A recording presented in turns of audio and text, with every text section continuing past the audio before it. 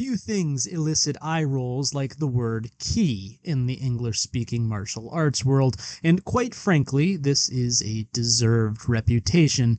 At its worst, ki is used as a vehicle to legitimize parlor tricks or even no-touch superpower shenanigans. Even in Aikido, a style that I have an open soft spot for, I feel a lot of what ki is boils down to gimmicky tricks in many dojos. Unbendable arms, and other sleights of hands. In some limited capacity, perhaps these little drills have some martial carryover, but I really can't recall the last time I found myself thinking they were central to practice. Even when the concept of ki is treated with some grounded sobriety, it is usually glossed over.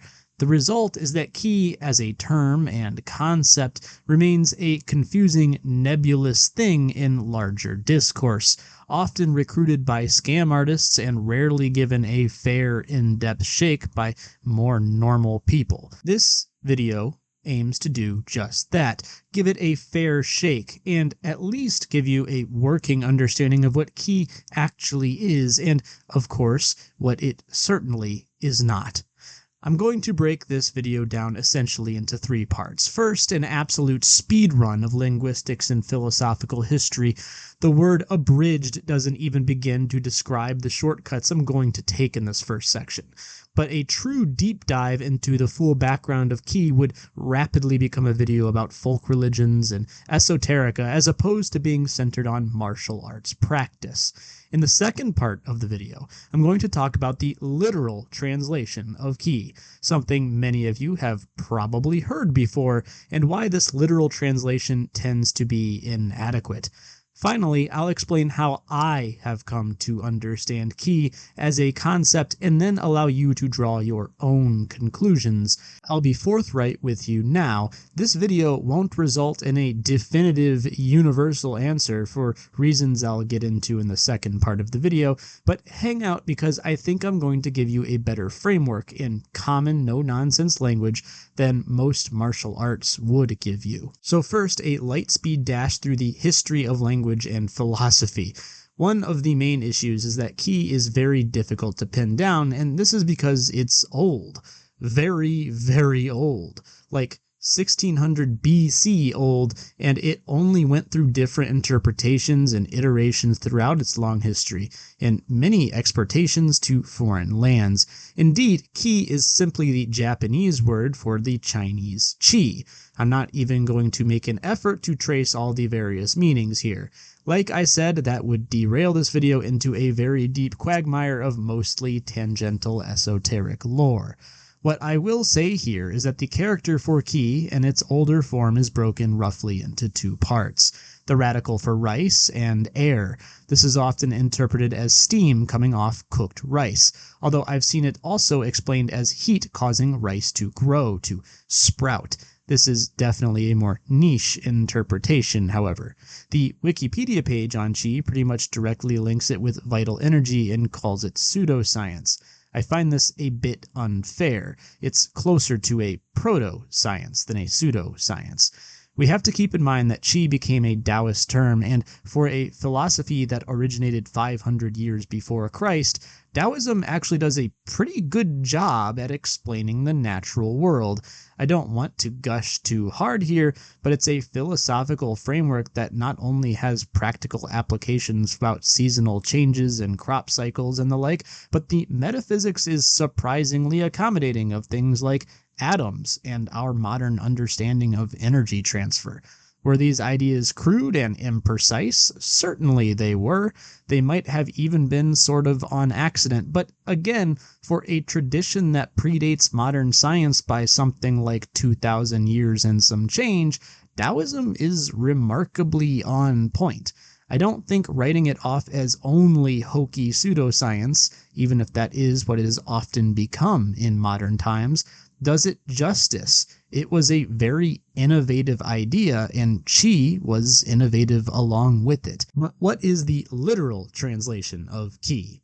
Many of you have probably heard it. It's energy.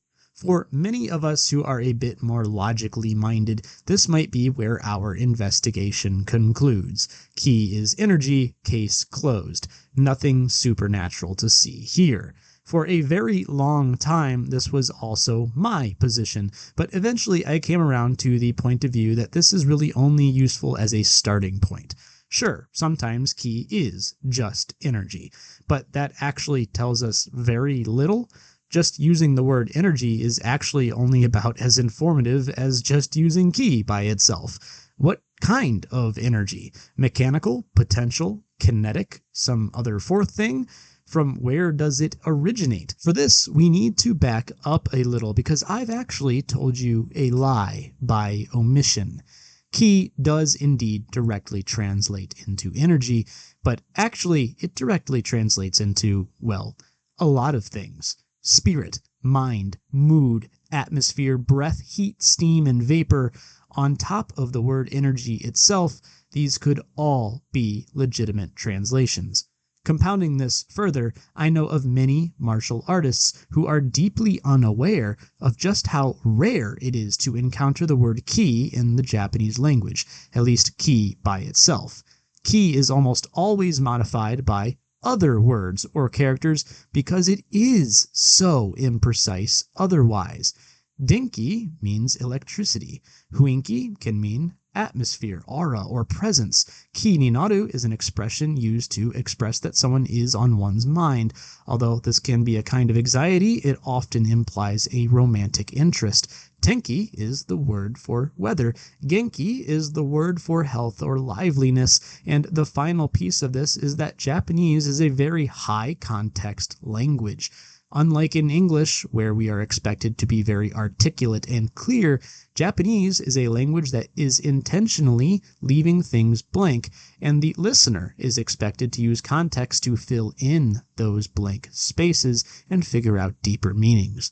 This doesn't mean that Japanese can't be used articulately. It can, but in spoken conversation, it really isn't an expectation or cultural norm. The point I'm getting at here is that the word ki is rare in Japanese, at least by itself, and is in fact so ambiguous even there in its native tongue that it requires further modifiers to communicate just what kind of ki we are talking about, as well as general context clues.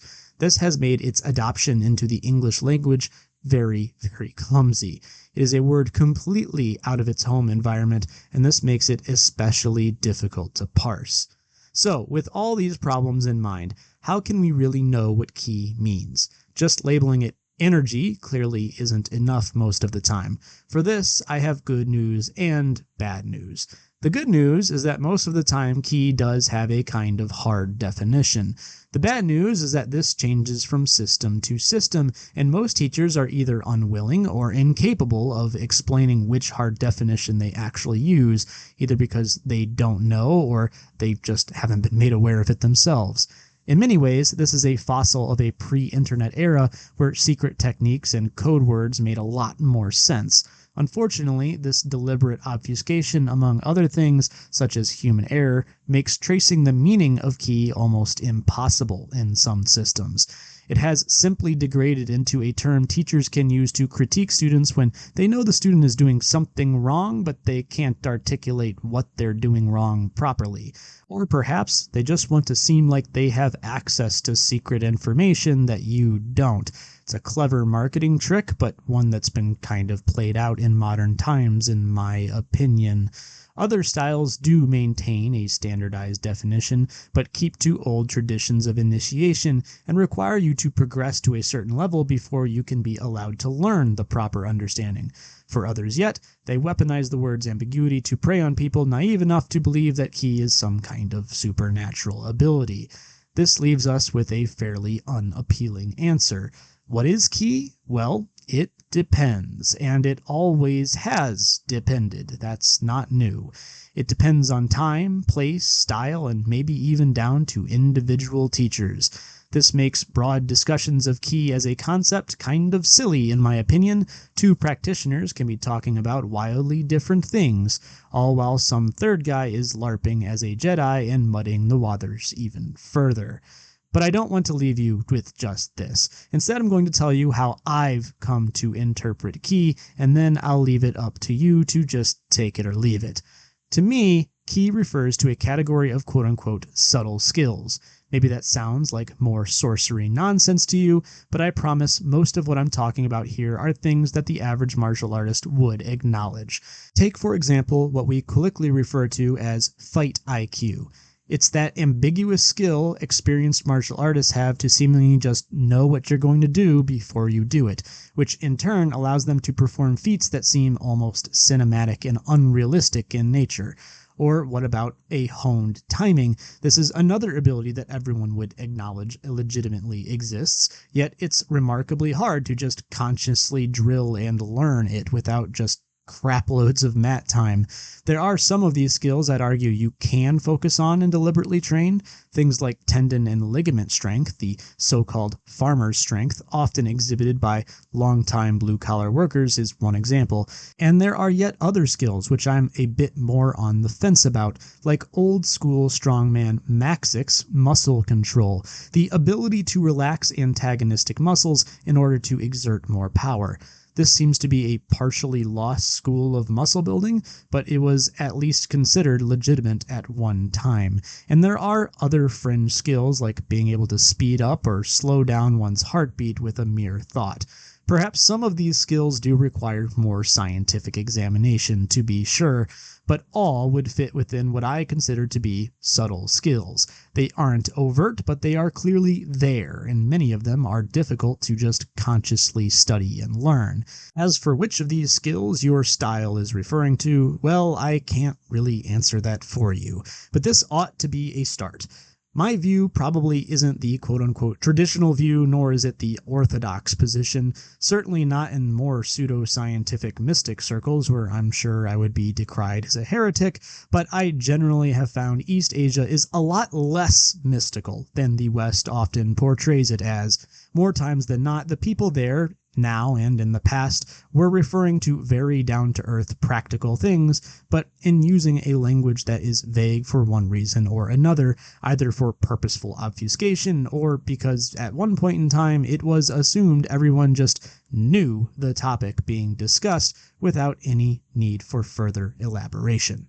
Alright, hopefully that helps. That is all from me for now. Thank you so much for watching and listening, and I will catch you all in the next one very, very soon.